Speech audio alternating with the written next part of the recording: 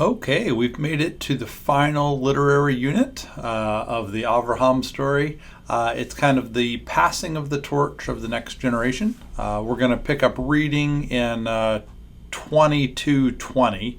Not a great chapter divisions for the literary units here, but that's okay.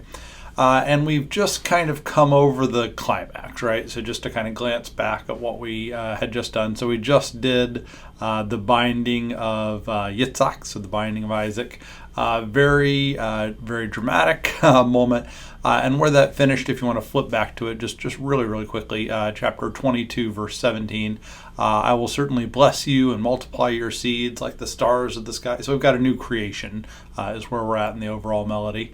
And we're starting in on the next generations, right? We kind of expect, if we're following the melody, a lot of Eden themes, but to be honest, they develop much slower. And we get a lot more in-depth. These melodies are not the same length.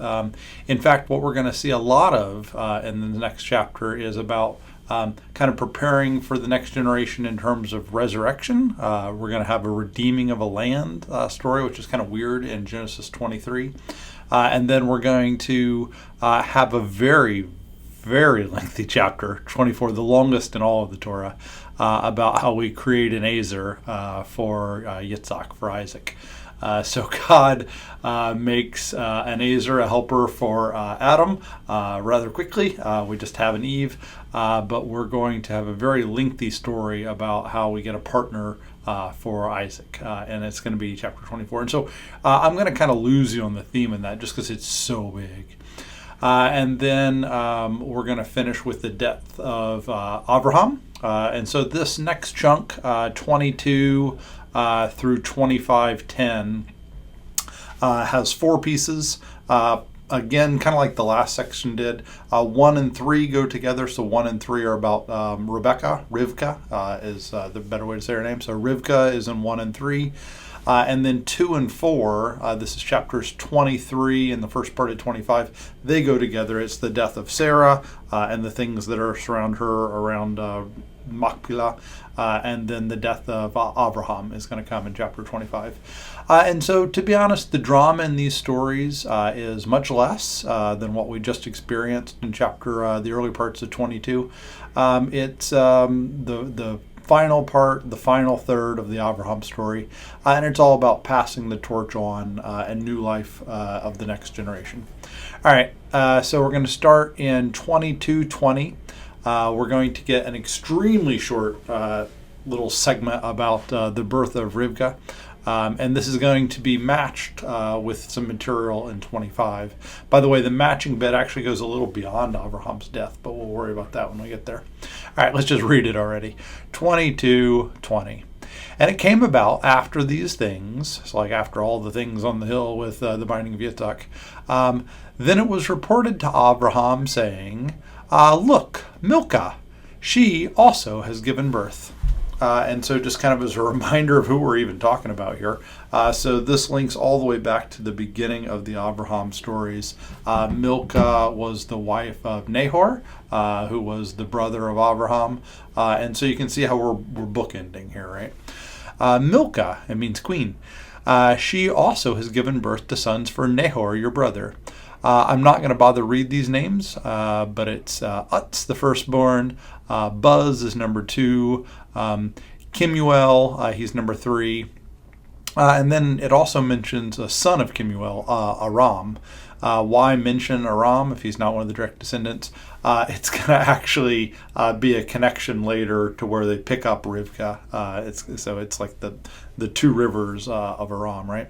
And so then there's K number 4, K number 5, P number 6, and then this Y guy was number 7, and then Bethuel is number 8. And so Bethuel is 8, and Bethuel is important because he caused the birth of Rivka. So Rivka, we pronounce it Rebecca. The better pronunciation would be Rivka. And Rivka is a word, it's a name, it's a real name, but it's the word blessing slightly scrambled. So blessing is like barak, and Rivka swaps the first two letters. So she is a blessing in disguise, right? Is the way that I like to think of Rivka. Blessing in disguise works pretty well. And so those 8, Milcah birthed to Nahor, the son of Abraham. And so the author highlights the 8, so we're supposed to be counting them, apparently. And so we're now doing a better job of counting. I was already counting them. And so Rivka is not counted among those 8, neither is Aram, so they must serve other roles.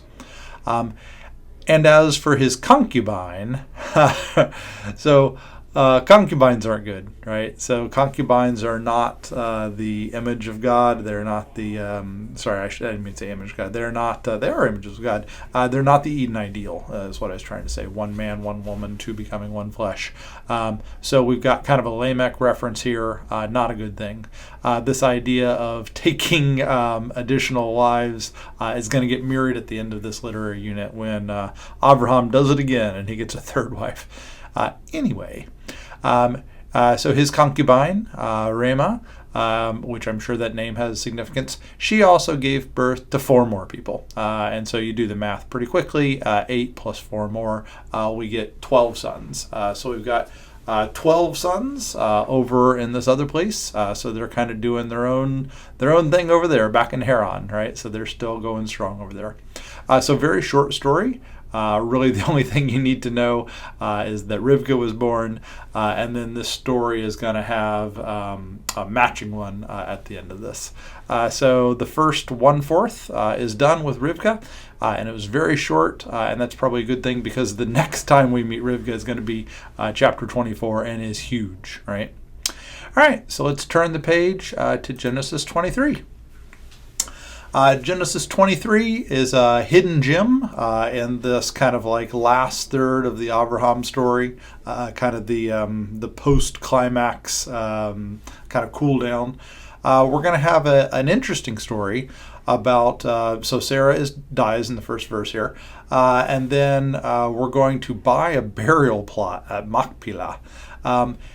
Whenever I just read it at a surface level, I literally read it and just think this is interesting video camera footage. It feels very, very accurate and well preserved and is neat. It's about the people in the ancient Near East, their etiquette and customs, and that's great. And to be honest, if you think of it just as history, it's a little boring. Tim Mackey sees it as a lot more. He sees it as the beginning of the redemption of the land theme. And so there's an idea in the Bible of redemption, which you're probably familiar with. And so it's paying a price to get back something. And so Abraham is redeeming land. And there's some hints here of resurrection, which is kind of interesting to think about in this chapter. So let's go ahead and read it, but see if you can have eyes for the redeeming of the land and kind of setting a stage for redemption and new creation. Is kind of hinted at in this in various ways. Let's just read it already. So chapter 23, verse 1. And it was the life of Sarah 120 years and 7 years. Common to say numbers that way, but usually numbers have like significance behind them. So 100 kind of represents a time with God, and then 7 represents like a completion. And then we've also got the number 20 in here, which is debated about what 20 means, but it's 2 tens, if nothing else, a certainty of a 10. And so the years of the life of Sarah. So she lived to 127. We happen to know from when Isaac was born that she's 10 years younger than Abraham. So Abraham is 137. By the way, we also know that Abraham lived to be 175. So he will be without Sarah for 38 years, right? So it's nearly a 40 at a test without certainty, right? And so there'll be quite a bit of Abraham after Sarah, but we'll read about that in chapter 25. And Sarah died in Kiriath Arba. So Kiriath Arba means the 4 villages. So Arba is just the number 4. So there's something going on with 4s here, and that's interesting. And we see kind of layers of how this text was written because some other author interjected in here that this is Hebron, right? And so probably the original just said Kirjath Arba, and then over time, this is guesswork, somebody added that this is Hebron, right? In the land of Canaan. So she died in Hebron. And Abraham went to grieve for Sarah and to weep. And Abraham got up from before the face of his dead one, and he spoke to the sons of Heth. So it does not say this in the Bible, but Bible Project Tim added it. Sons of Heth means the Hittites. So the Hittites were the people that were in charge of the Hebron area, and so you got to go talk to the sons of Heth. This wasn't put in saying it's the Hittites, because people would have still known that much, right? And so he spoke to the sons of Heth, saying, I am an immigrant and have settled among you all. Give me a burial plot as a possession among y'all, so I can bury my dead one from before my face. And the sons of Heth answered Abraham, saying to him, Listen, our master. So very, very flowery speech coming throughout this. It reminds me of that discussion Abraham had with Yahweh, right? You are a prince of Elohim in our midst. Among the choicest of our burial plots, bury your dead one. No man among us will hold back from you his burial plot to keep you from burying your dead one. So lots of repetition here. And so kind of the idea is, what are we supposed to understand here, right? Because they're trying to just say, give it to me, like I give it. There's definitely a thing in these cultures where gifts weren't necessarily without strings attached, right? So gifts were starts of relationships, and there's kind of an idea that if we were to just give this to you, you would kind of owe us as well, right? And so there's a lot of interesting things going on here, and the text doesn't explicitly say many of the details, right? But we see that Abraham got up, and he bowed to the people of the land, to the sons of Heth, and he spoke with them, saying, If it is in your being, the bearing of my dead one, before my face, listen to me. So they say, listen to him, and then they say, listen to me. And approach for me Ephron, the son of Zohar. So the name Ephron got mentioned here. We, of course, think of just it's historically accurate, right? That's the only reason that it's in here. It's the name dust. So it's like, from dust you were made and to dust you return. So they chose to mention the name Ephron here because of the meaning of the name.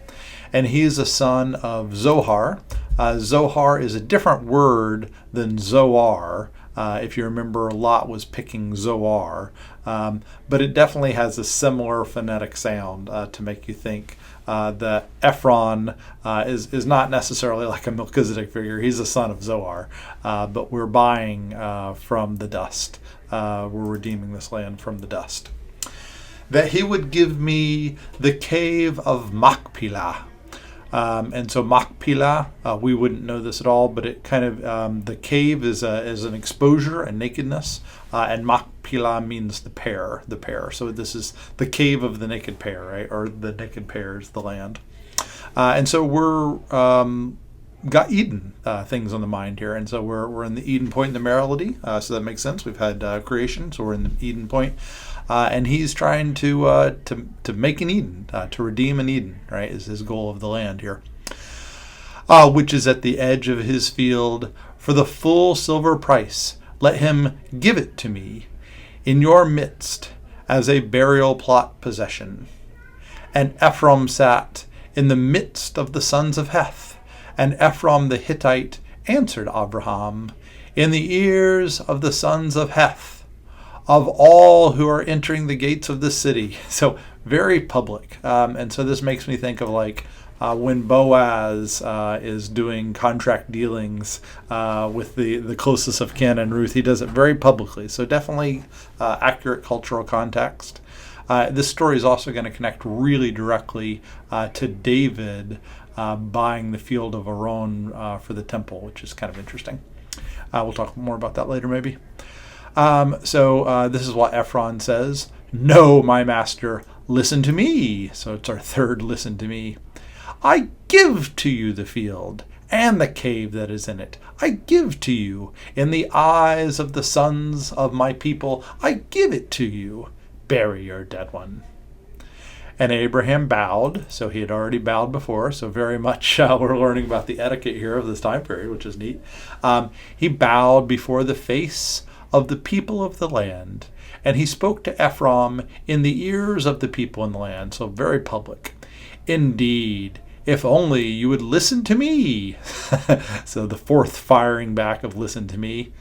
I give you silver for the field.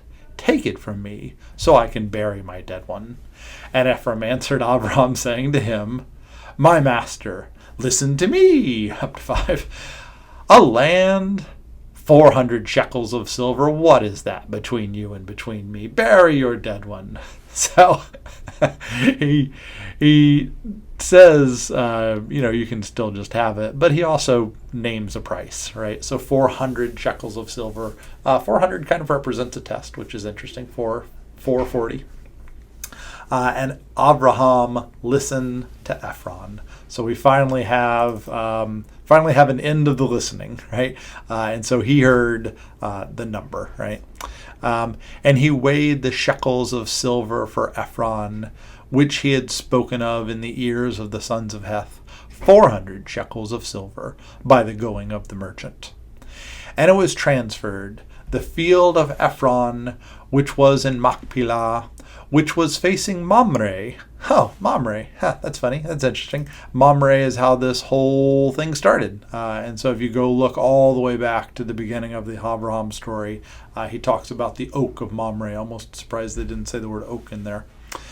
The field and the cave which was in it. And then if you didn't realize we were talking about Eden here, and all the trees which are in the field. So little things like that. Like, why did the author say that? It's like, well, the author said that to show how this is an Eden, right? So he is redeeming an Eden, which is fun, which are in the surrounding border. To Abraham as a possession in the eyes of the sons of Heth, along with all who are entering the gate of the city. Now, after this, Abraham buried. It's kind of like he was told about circumcision and then he did it. And so here we're doing all these things for the field. And after this, Abraham did it. He buried Sarah, his wife, in the cave of the field of Machpelah, the naked pair, which was facing Mamre. This is Hebron, in the land of Canaan. And it was transferred. The repetition is really, really funny. And so why the repetition? So we've got transferred and transferred. We've got Machpelah. We've got Machpelah. We've got Mamre. We've got Mamre. And so all these things, they seem to be transferring or centering around the Abraham received land, right? So it was always promised of this Abraham receiving land. And so now he has officially received some land, right? So it was transferred, the field and the cave which was in it, to Abraham as a burial plot possession from the sons of Heth. And so there was a promise given to Abraham that he and his seeds would inherit this land.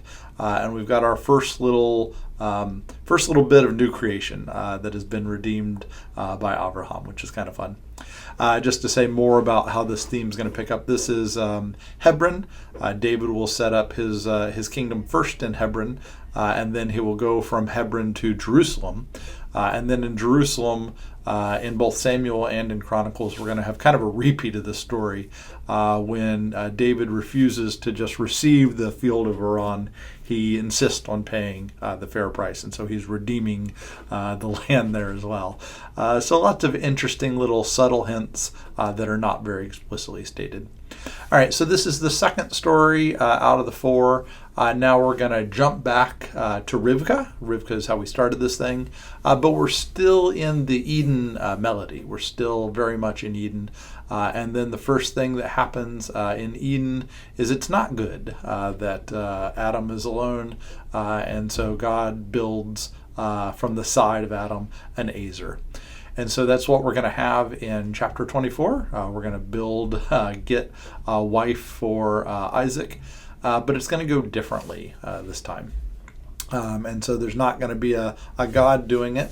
In fact, God isn't directly mentioned in most of the story. Most of the story is going to be about a servant of Abraham, who's presumably Eliezer, praying and saying, make it happening, and it happens. But God isn't directly listed as saying God did it, which is fun. All right, let's go ahead and start reading chapter 24. We'll start in verse 1. Expect to have a nice comfy chair. Longest story, longest chapter in all of the Torah. You can see they got broken up into 3 chunks here just because it's so long. And it's mainly because we're going to hear the same story 3 times. So the author is going to be using repetition to kind of illustrate points, and there's slight differences between each of the repetitions. And it reminds me that these texts were not only, these texts are many things, but here it reminds me that these texts are their school books, right? And so there's different writing styles, and there's different ways to study different types of text. And this one's going to be through repetitions and understanding what's happening. All right, chapter 24, verse 1. Now Abraham was old, going on in days, and Yahweh had blessed Abraham in everything. And Abraham said to his servant, doesn't name him, but we all kind of think it's Eliezer from chapter, 15? The old one of his house. So Abraham was old. We know that he's at least 137. And then apparently Eliezer, the old one of his house, is also pretty old, right? That makes sense. The one who ruled over all that belonged to him. By the way, we're getting some hints forward of Joseph, right? So it's kind of pointing forwards phrase there. Please place your hand under my thigh. So this is news to me, but apparently if you're swearing a solemn oath, you put your hand in a pretty uncomfortable position, right? So it's a promise about future seed, and the hand is in a symbolic location, right?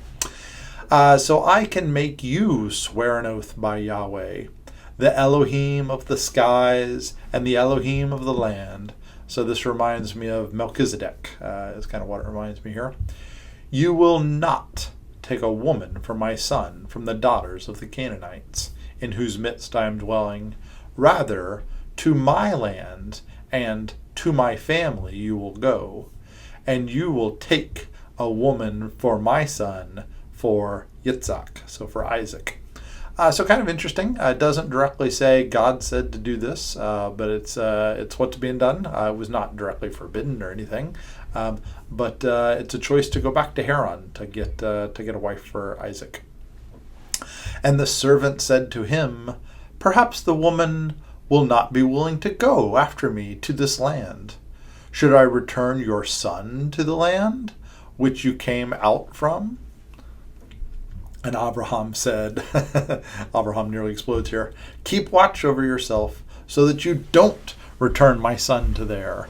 Yahweh, the Elohim of the skies, who took me from the house of my father and from the land of my family, and who spoke to me and who swore an oath to me, saying, to your seed I will give this land.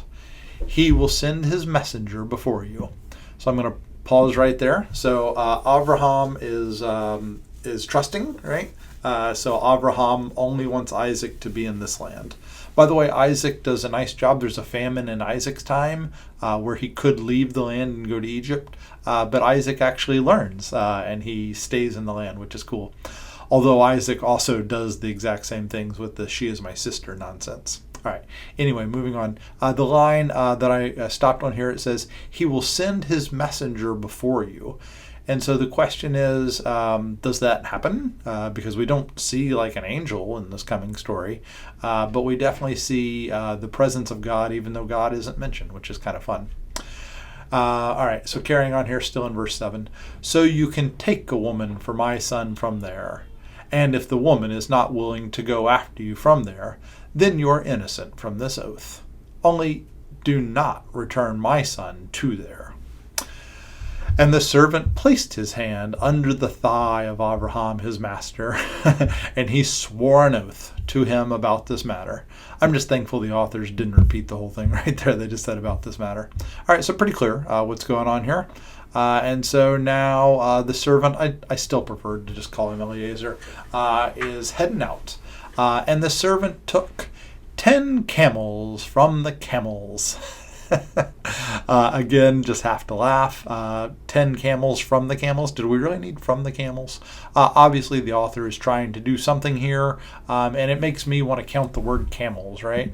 So if you start counting the word camels on this page, I can see 3 right there together. I can see 4. I can see 5. I can see 6.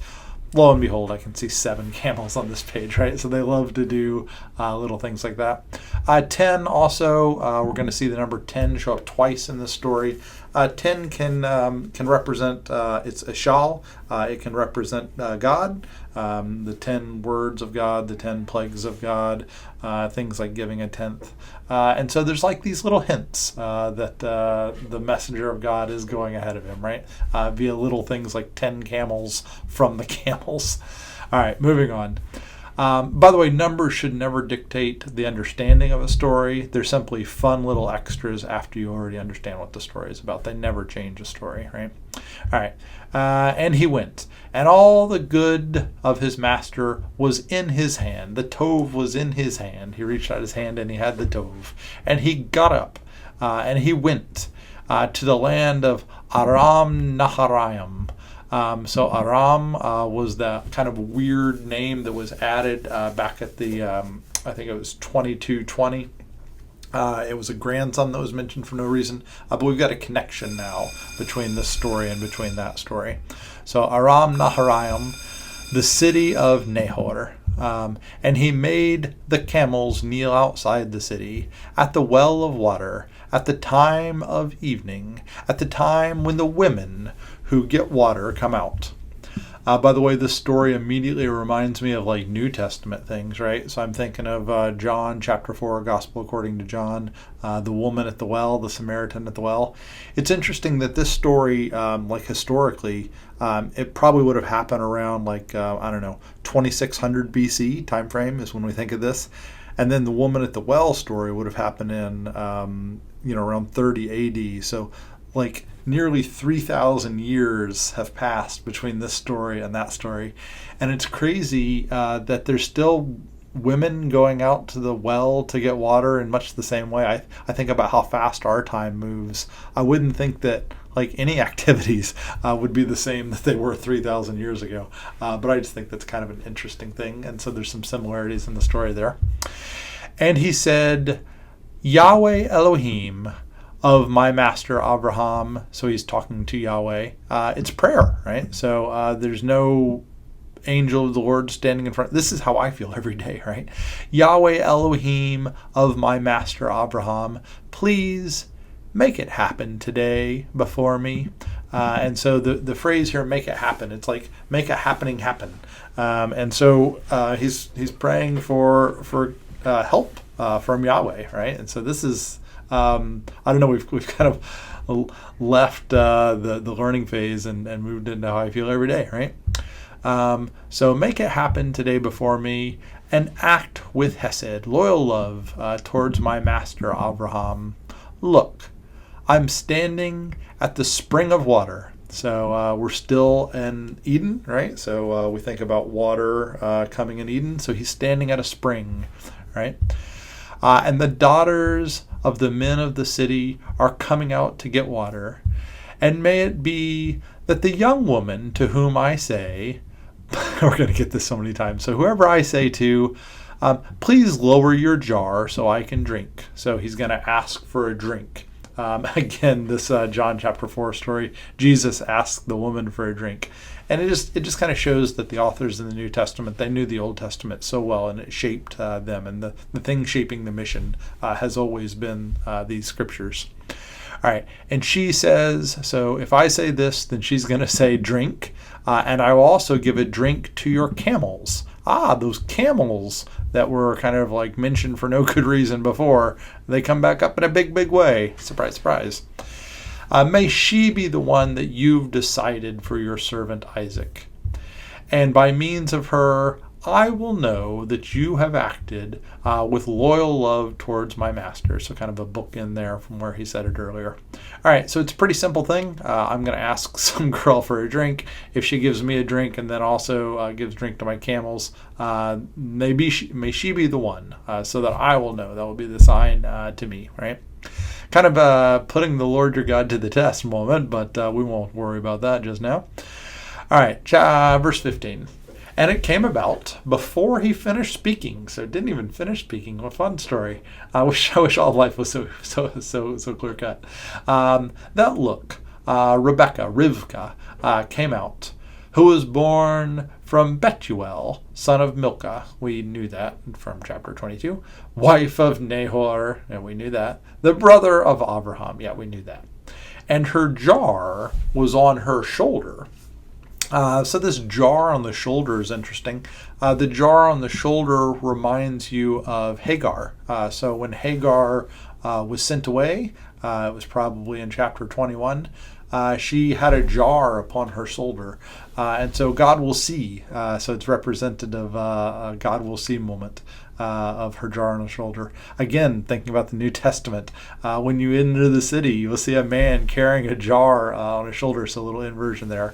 And he will lead you to a house. So like the path of the sovereign path of Yahweh, this jar on your shoulder moments.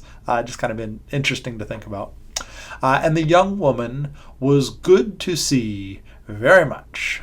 So Tov and seeing Tov and very much, right? So it reminds me of like Genesis 1. And he saw all that he had made, and it was very good, right? So we've got a clearly very good moment here. A virgin and a man had not known her. How did Eliezer know all these things? We're not sure, but at least the author knows them and tells us, right? And she went down to the spring and filled her jar, and she brought it up. And so now's his chance to be involved in God's plan, right? And the servant ran to meet her. So definitely doing it with haste. This reminds me of when the three visitors came to visit Abraham and Sarah in the tent, and they ran to get the cattle ready, the tender cattle, right? Calf, sorry, not cattle. And he said, "Please, may I swallow a bit of water from your jar?" And she said, "Drink, my master." All right, we're 1 for 1. Now the next thing is she's going to need to say the rest of it. Will she do it? And she hurried and lowered her jar in her hand, and she let him drink. And she finished letting him drink. And she said, wait for it, "Also for your camels, let me get water until they are finished drinking." And she hurried. Yes, she's hurrying too, right? She's had hurrying a few times. So we've got nothing but goodness going on here, and it's fun. And emptied her jar into the water trough. And she ran again to the well to get water, and she got water for all his camels. By the way, if you think about the video camera footage of this, it's almost silly. 10 camels, they can drink a lot of water. Could have been doing this for hours. Doesn't go into all the details, right, of how much water it takes for 10 camels to get all they need to drink. All right, verse 21. And the man was staring at her, being silent, so he could know if Yahweh had made his way successful or not.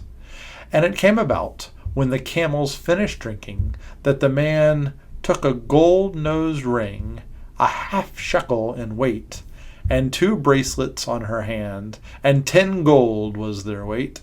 I don't get what all the author's doing here, right? So I know a half shekel is what you would pay for people that pass under the rod.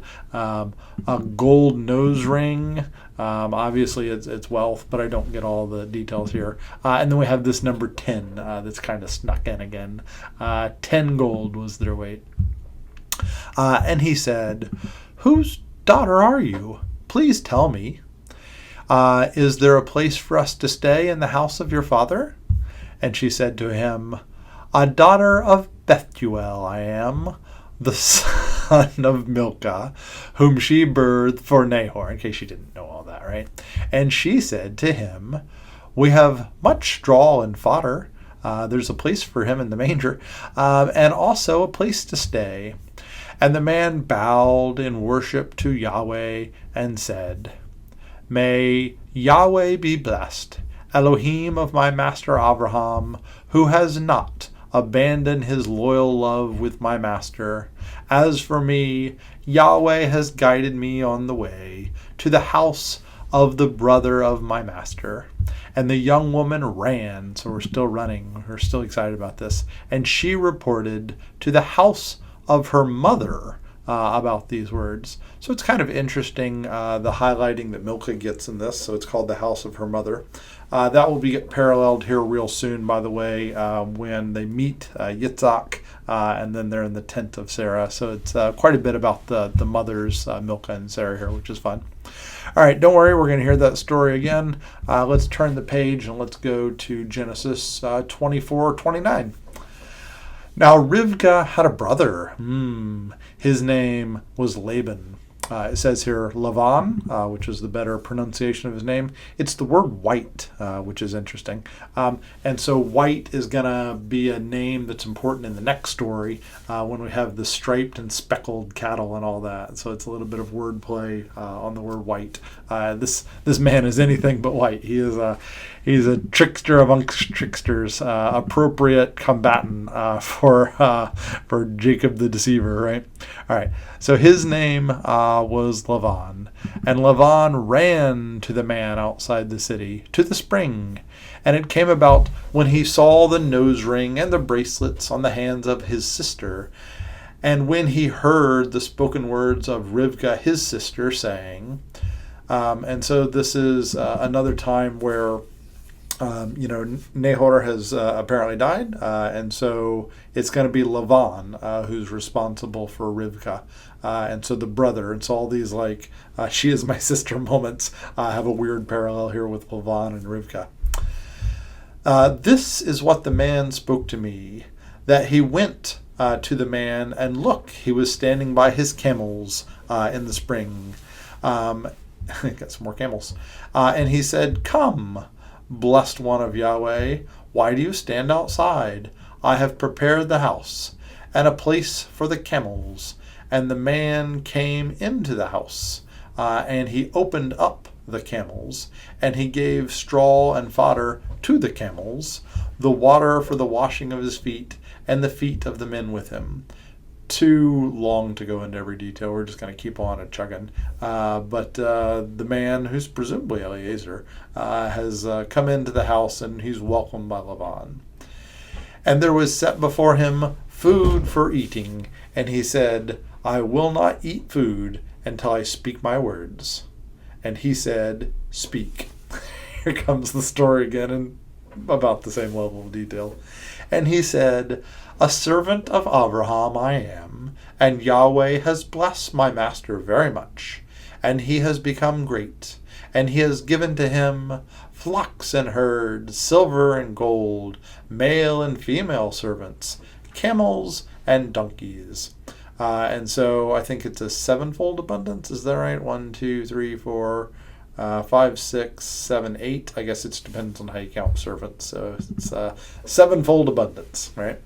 And Sarah, the wife of my master, has birthed for him a son, after she has become old. And he gave to him everything which belongs to him. So obviously there's he's a rich dude. It'd be okay for you to give Rivkah to us, right? And my master made me swear an oath, saying, you will not take for my son from the daughters of the Canaanites in whose land I am dwelling. Same words. Rather, you will go to the house of my father, to my clan, and you will take a woman for my son. And I said to my master, perhaps the woman will not come after me. And he said to me, Yahweh, whom I have walked before his face. So that part is new, right? So Abraham did walk with God. So he journeyed with God for 100 years here in this land. he will send his messenger with you.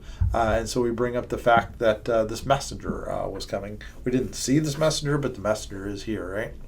And he will make your way successful, and you will take a woman for my son, from my clan, from the house of my father.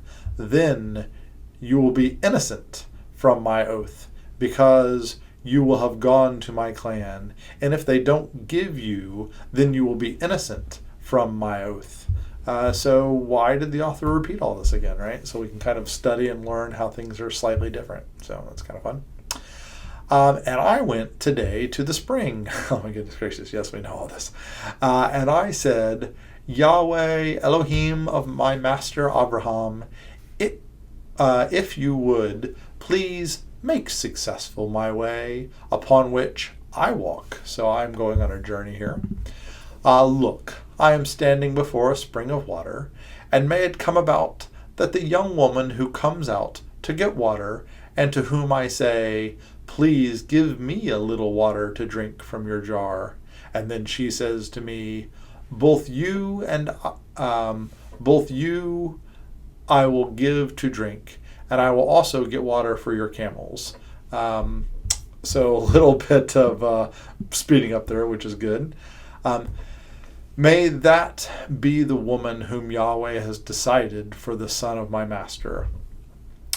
I had just finished speaking to my heart. Oh, kind of a speaking to the heart. That reminds me of Yahweh speaking to his heart when he was talking about the flood narrative. So he said to his heart, and look, Rivka came out, and her jar was on her shoulder, and she went down to the spring and got water. And I said to her, please give me a drink.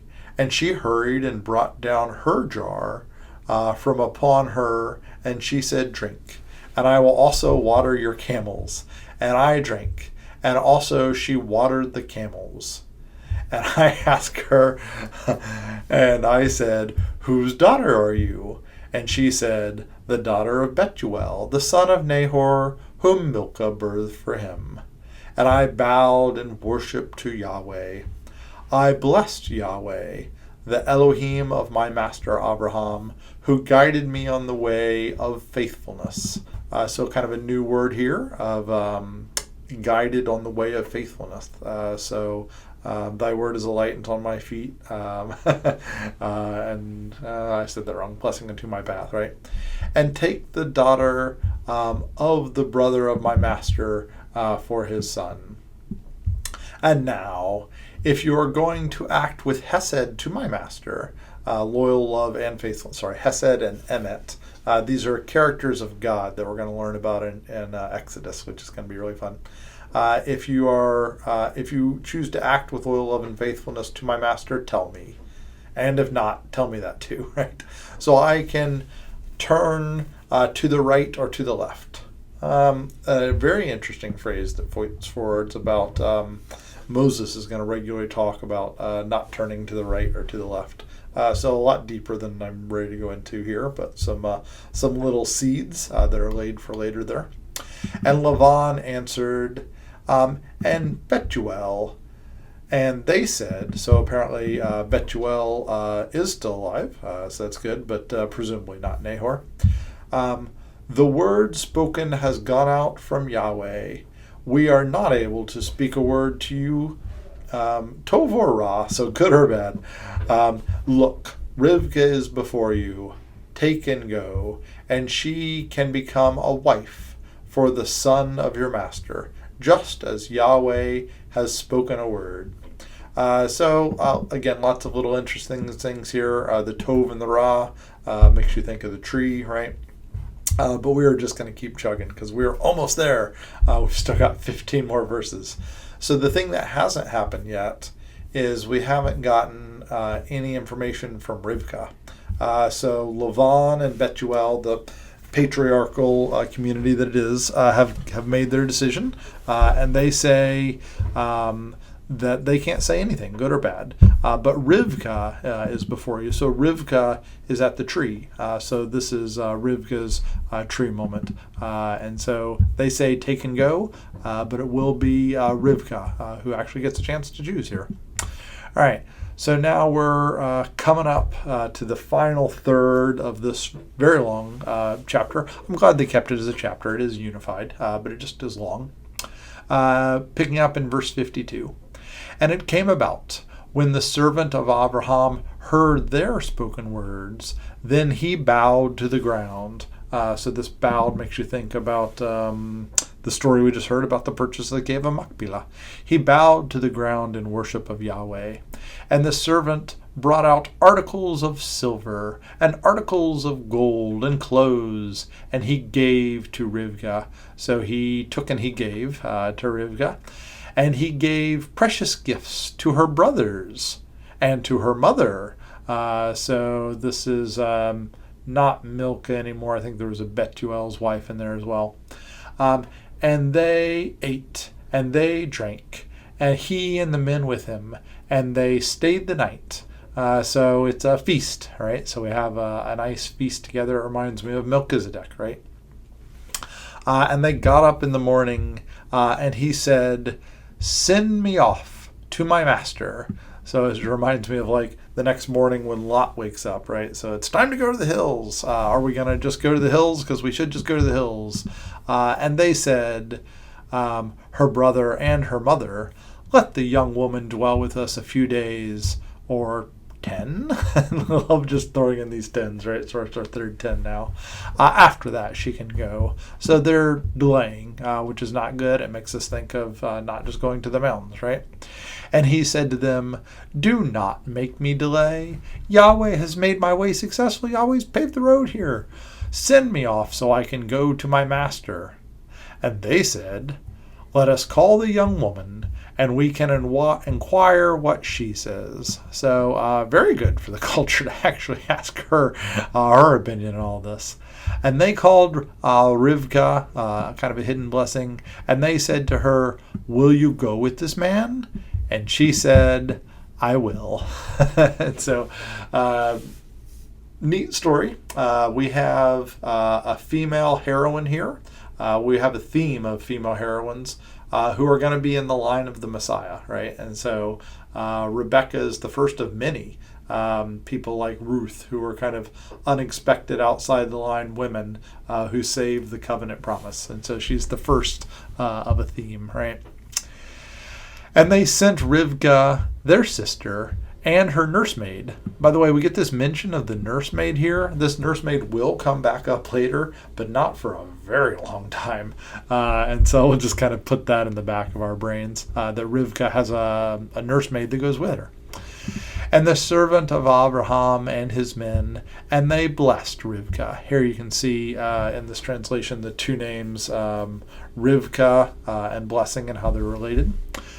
And they said to her, "Our sister, may you become into thousands of 10,000. So 1,000, 10,000, it's 10 million. So you're going to be a lot, right? May your seed possess the gates of its haters. Possessing the gates of your enemies is kind of a theme. And she rose, Rivkah, and her young women, so now it's plural, and they rode upon the camels. The camels are back. And they went after the man, and the servant took Rivkah, and he went. Yay!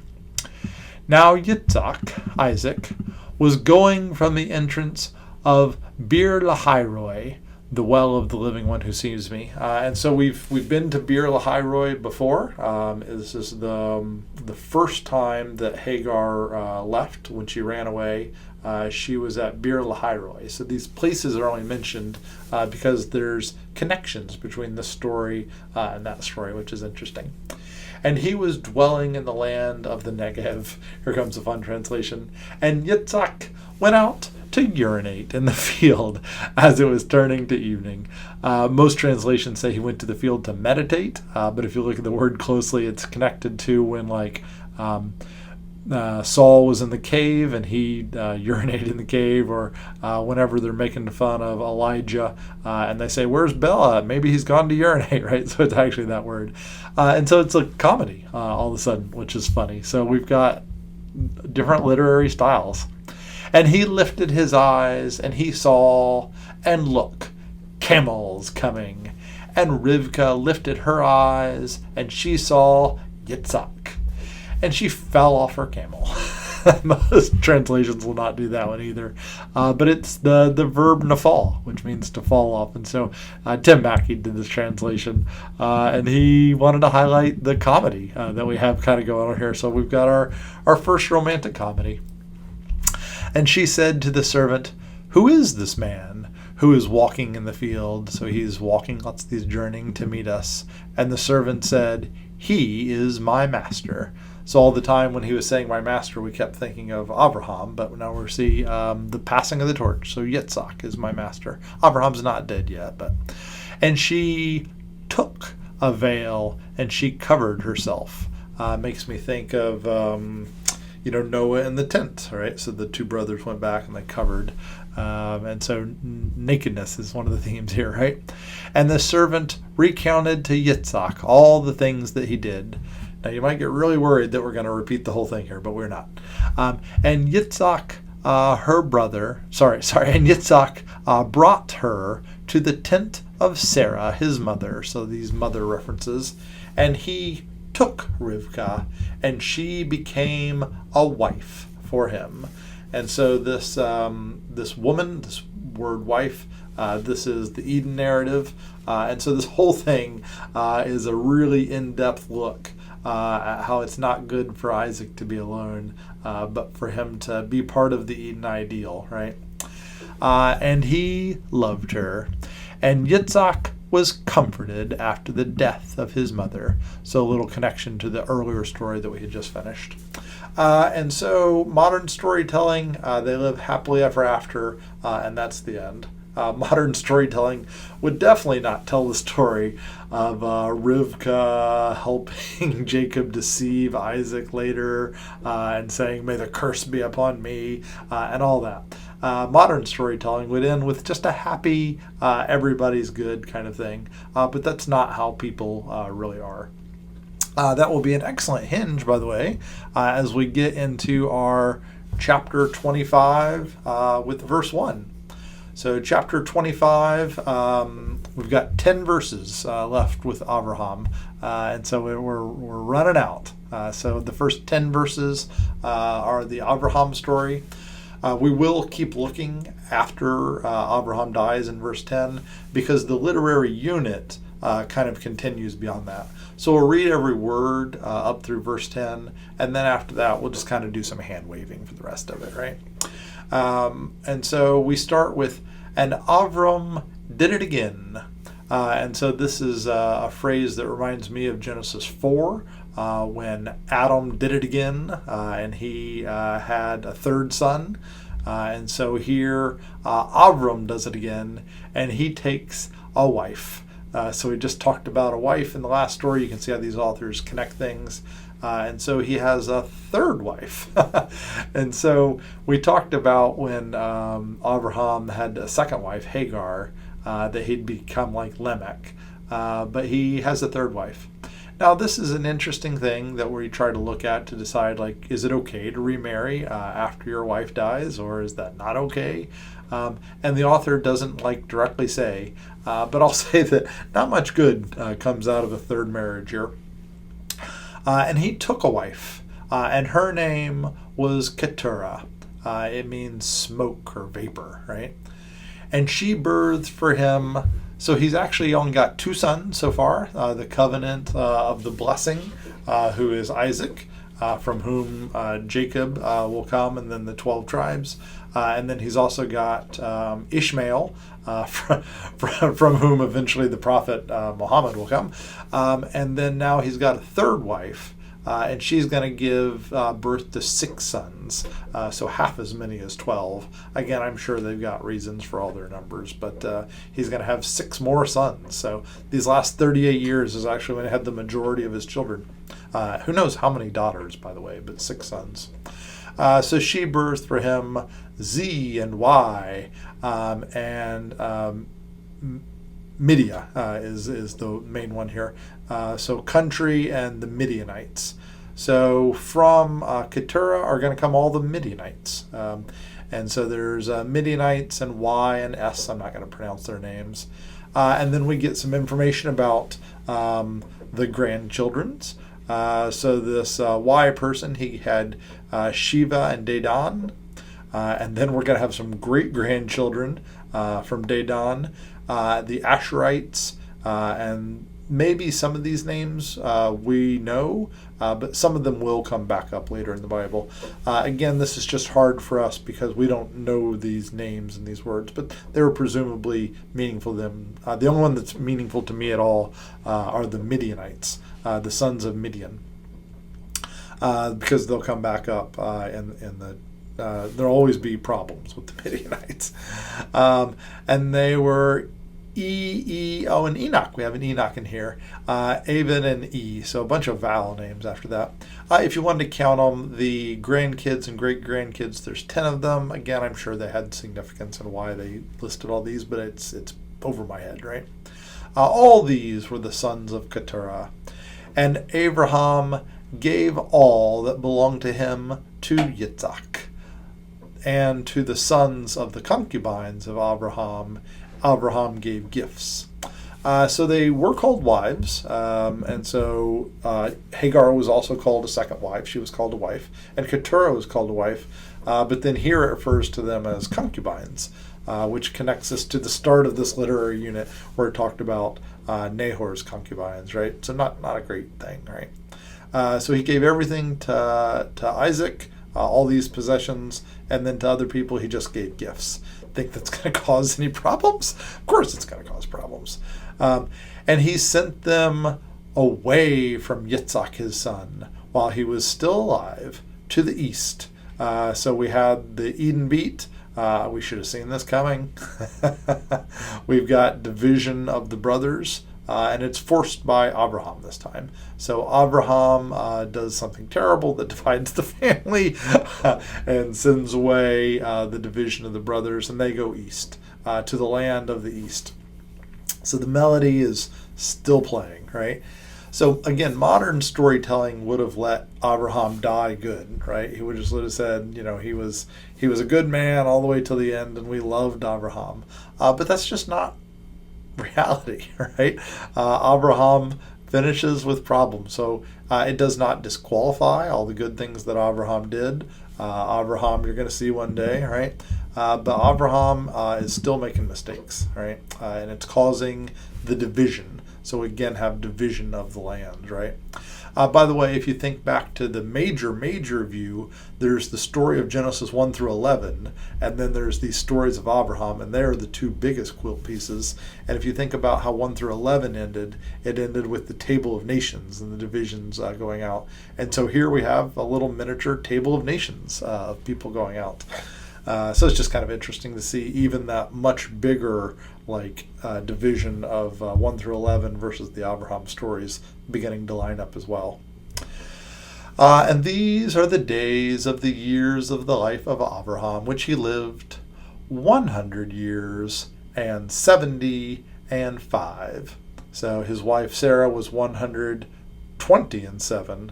So 100 represents his walk with God, 70 represents his completion, and then 5, it's hard to say what 5 represents. I usually think of it as something like, it's like half of 10, so usually half of a number can mean the opposite of it, so it's something separate. So a complete number of years as a man, right? And he expired, and Abraham died in a good old age, old and complete. So this is kind of a neat thing. It's this number 7. This number 7 means oath, which we've seen many times.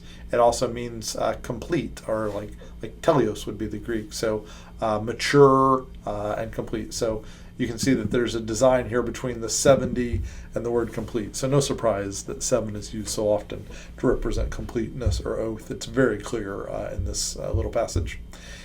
And he was gathered to his people. Interesting phrase, gathered to his people. Very common phrase in the Bible. So like Moses will be gathered to his people. Other members of the line, I forget all of them. There's many of them. Will say that they were gathered to their people. definitely makes you think very different thoughts than he was dead and his life was over, right? Instead, he was gathered to his people. So this is a theme that is present in a lot of cultures, but also very much in the Bible, that we're not done, right? So these hints at resurrection, of redeeming the land, these themes are all laid very early in Genesis. They may not be made explicit till the New Testament, but these themes are all laid. And they buried him, Yitzhak and Yishmael. Ooh, a little reunion there. His sons in the cave of Machpelah. So he's buried right next to Sarah. So this story connects with the second story in this unit, and he's laid in Machpelah. In the field of Ephron the Zohar, that Hittite. So we knew all those things, right? Oh, and it was opposite Mamre. Maybe you forgot that there was a tree there. It was like a little Eden, right? Oh, in the field which Abraham purchased from the sons of Heth, so he had redeemed this land. There were buried Abraham and Sarah, his wife. Kind of interesting. They demoted Hagar to a concubine. They demoted Keturah to a concubine status, and they list Sarah as his wife. This theme will continue, by the way.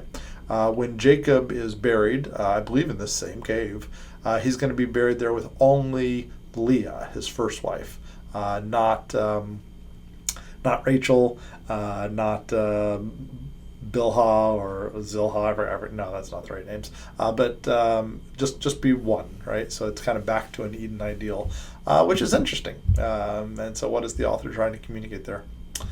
All right, so that is the end of the Abraham story. It has been a huge narrative, and it feels like we should be done. But we're going to glance at the hinge to the next stories, because it's set up to where it's still part of the literary structure. So very common for these authors to not let clean endings be clean endings. They hinge and connect to the next story. We're not going to read it. We're just going to glance at it, right? We're just a quick glance, right? And so it came about after the death of Abraham that Elohim blessed Yitzhak, his son. So it continues on to the next generation. And Yitzhak dwelt at the well of the living one who sees me. So this is where he had met Rivka. And so this is where Hagar was seen by God. So this well of the living one who sees me. And so you would think, oh, that's the end, right? So he lived happily ever after. Strangely enough, that's not how these stories really work. We now rewind to the genealogy of the non-chosen Yishmael. So this is very confusing. Like, why did we just mention Yitzhak and then not keep going down this line? Instead, we rewind and we talk about the genealogy of the non-chosen. This is verbatim with how Genesis 4 worked. We mentioned the line of Cain first, the non-chosen. Then we mentioned the line of Seth, Shet. And then in Genesis 10, we did the table of nations, and we went through all the lines of the non-chosen. We Pelegged, and we went through the line of Yoktan to the fall of Babylon. And then after that, in Genesis 11, we had the line, the genealogy of the chosen, right? And so it's following that line very directly, right? And so Yishmael, it's fulfilled to him that he is the father of 12 princes. So kind of like how this section started with 12. Verse 16 here, it says the 12 princes. And he died, and he was gathered to his people. It's kind of interesting. What does that mean? So I don't know, but he was also gathered to his people. Doesn't seem like Ishmael is somebody I'm going to meet someday, right? Because they dwelt, these 12, right? They dwelt in Havilah. So Havilah was mentioned way back in Genesis 2.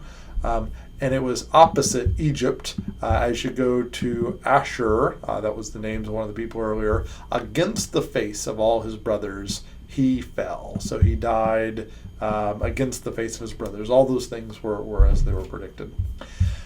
All right, let's just really, really, really briefly glance at Genesis 25:19 through 26. We're not going to read it, but I just kind of wanted to quickly glance at it because it does kind of finish the literary patterns, right?